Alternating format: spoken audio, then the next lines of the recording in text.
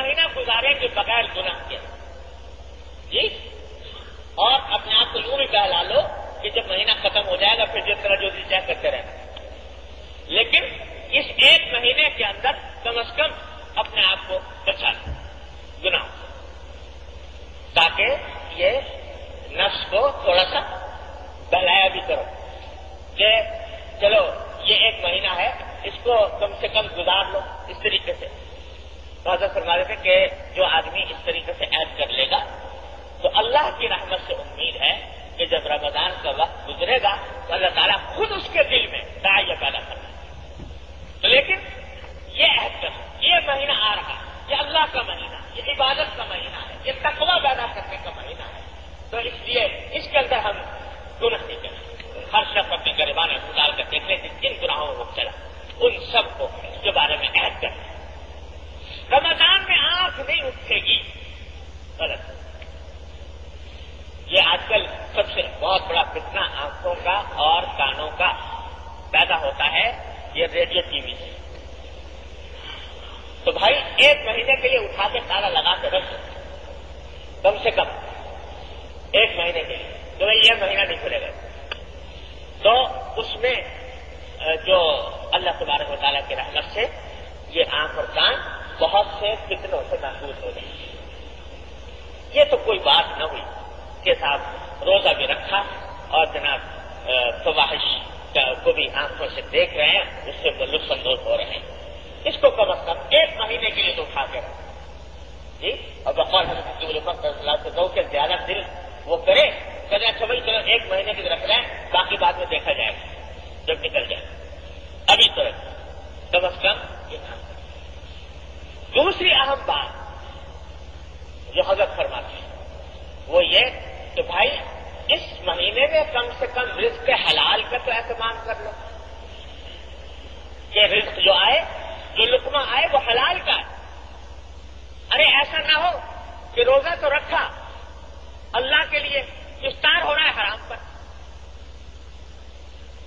افطار حرام پر ہو رہا ہے، افطار کہے پر ہو رہا ہے سود پر،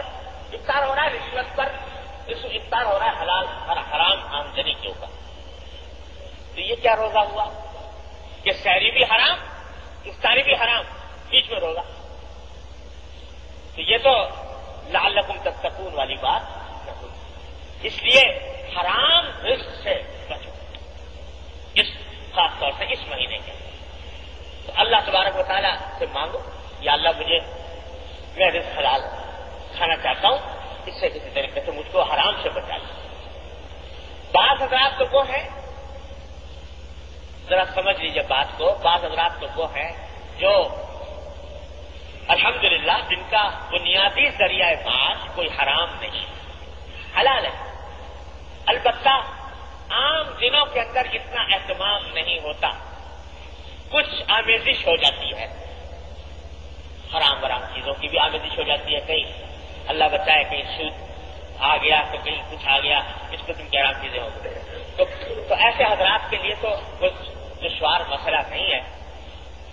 کم از کم اس مہینے کے اندر اہتمام کر لیں کہ جو بھی رزق آ رہا ہے وہ کیا۔ عجیب قصہ ہے کہ رمضان میں اللہ تعالیٰ نے فرمایا تھا کہ یہ صبر کا مہینہ، یہ مواسات کا مہینہ، یعنی غمخواری کا، ایک دوسرے کی ہمدردی کا یہ مہینہ، تو اس میں مواسات کے بجائے الٹا کھال کھینچنے کی فکر کرتے ہیں لوگ۔ ادھر رمضان کا مہینہ آیا، ادھر چیزیں کہ ذخیرہ اندوزی شروع کر، تو یہ تو رمضان اب ایسے حرام کاموں سے اپنے آپ کو کم از کم اس مہینے کے اندر کرتا ہے۔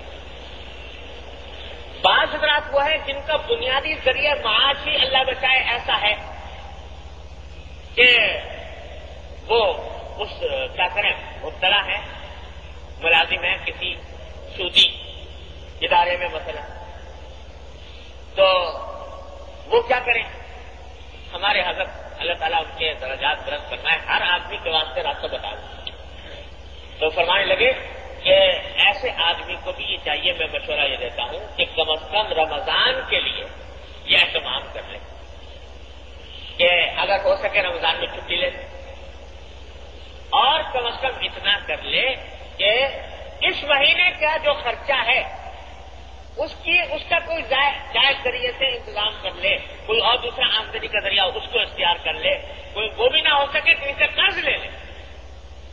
اور یہ سوچے کہ یہ مہینہ جو ہے کہ میں اس حلال آمدنی سے کھاؤں اور اپنے بچوں کو کھلاؤں، تو اتنا تو کر لیں اس رمضان سے معلوم ہو کہ اس رمضان کا کچھ اہتمام دل کے اندر پیدا ہو تو یہ کر لیں۔ ہمارے حضرت یہاں تک فرما گئے کہ چل بھائی اگر کوئی شخص بینک کا ملازم یا کسی ایسی چیز کا ہے تو وہ کم از کم اس مہینے کے اندر یہ کر۔ تو بھائی سب سے اہم میں جو بات دوسری عرض کرنا چاہ رہا تھا وہ یہ ہے کہ اس مہینے میں لوگ